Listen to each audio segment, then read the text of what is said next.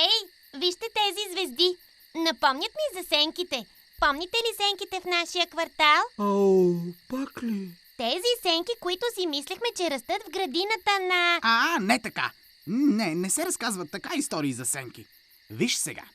В един тъмен град, в една тъмна къща живееше една стара, застрашителна, заплашителна, намръщеновеждена, стара и зла. Ей, вижте, там! Ей, най-после! Корки се задава! Да започваме нашата история! Ехей! Насам! Тук! Корки! Насам! Днешното ни приключение, страха сами ще победим. Ела с нас и без съмнение, ще научиш нещо ти. Как да се пиеш като звяр? Не. Как да оцелиш брат си с яйце? Не. Как се справя с всичко? Най-добрият извънземен на света. Корки! Аз. Абракадабра, корки, морки, бум-бам, зайко, ми-ми-ми-ми-ми-мило. Всичко свършваше от лошо по-лошо, нали? Хей! Разбира се! Това е историята за лошата Алис. Лошата Алис. В тази хубава пролетна сутрин росата блести по тревата, въздухът ухае на цветя, а лопилето упражнява високо сутрешно летене с баща си.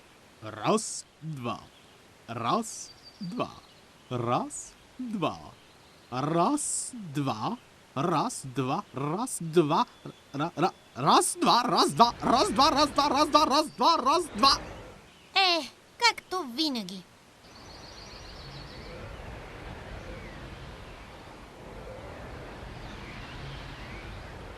Лопилето обича сутрешните упражнения, когато спокойно може да снима с фотоапарата си целия квартал. Ето къщата на Бум-Бам Зайо и неговия баскетболен кош на комина. Ето къщата на Мими Слонски с басейна на горната тераса. Дори къщата на лошата Алис е хубава, по един зловещ начин.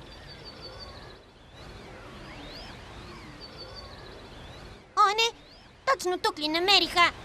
Когато баба Зайка иска да приспи Бум-Бам Зайо, тя му разказва страшни истории, които Зайо после разказва на всички, особено на Мими Слонски.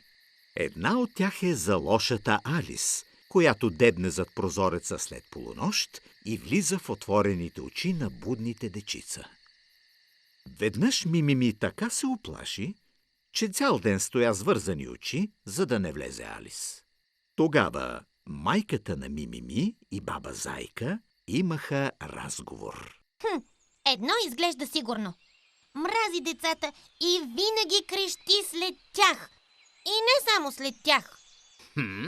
Да видим. Летене в крива спирала, неоторизиран цвят на клюновете, паркиране в частен имот. Закъсали сме го, Актът не бих могъл да преглътна. Евентуално жаба бих преглътнал или друго. Но да видим. Така не може. Лошата Алис танцува. И танцува, Няма никоя тя. Тарарарарарарам. Как така? Ох, леле! Лошата Алис танцува по изгрев, танцува по залез. Лошата Алис в очите не гледай, при тъмните храсти до късно не стой. Има тя 8 тайни ръце, има тя ледено черно сърце.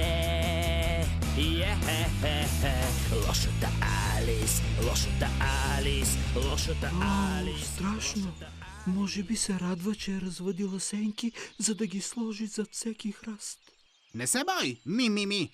Да ми падне само с страшните си танци и тъпите си сенки. Корки. Аз. Корки Пухчо. Знаех си, че си ти, но се направих неизплашен. Колко си храбър, Бум-Бам Зайо.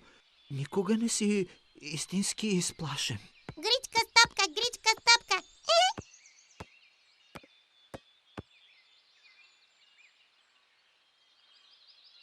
Халигани с халигани.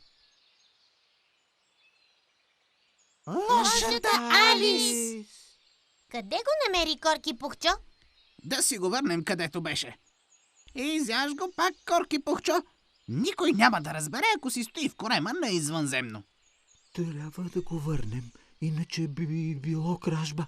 Помисли си, кой нормален човек би откраднал от лошата Алис? Никой няма да й повярва. Ами, ако ни намери... Баба Зайка казва, че лошата Алис има очи навсякъде. Ами, виждал съм я веднъж отблизо. Има само 2 очи. Може да се е престорила? Да го подхвърлим през оградата, а? Дали не може лапилето някак да вземе портфейла и да го хвърли отгоре? Глупава идея. Нали Алис ще я види? Тя сега е шпионин под прикритие. Прави се на случайно прелитаща птица. Излиза! Скрийте се! О, сяда на верандата. Яху! Ей, дай ми го! Трябва да го спасим. Не мога да гледам.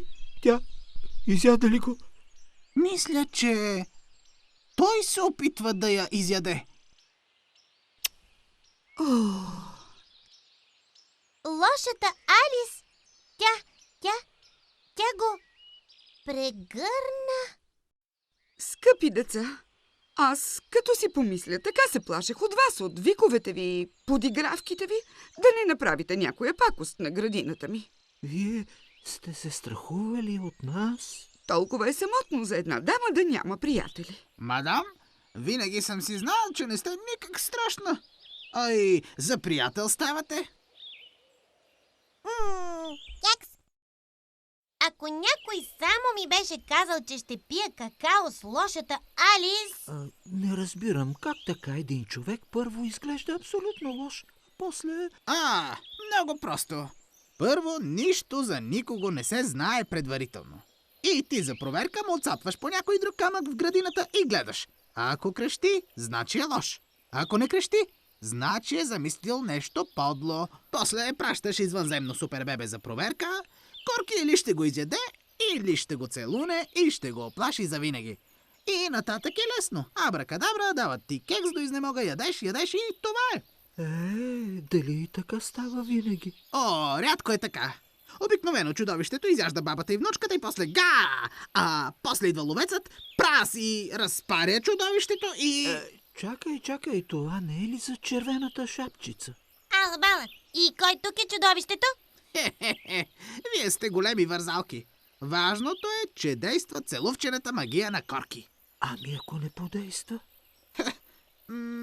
Примерно, Корки ще целува, докато подейства. Ако не действа, ще глътне лошия заедно с лошотията.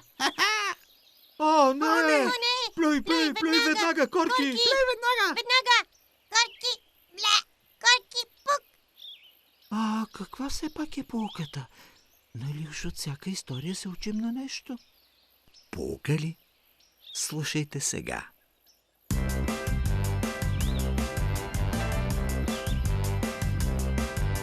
Когато нещо не познаваме, изглежда странно и дори заплаха сякаш не го дебне, но я го виж отблизо ти.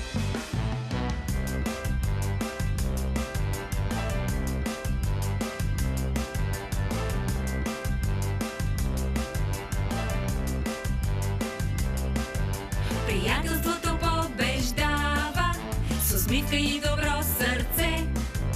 Наградата си заслужава приятел на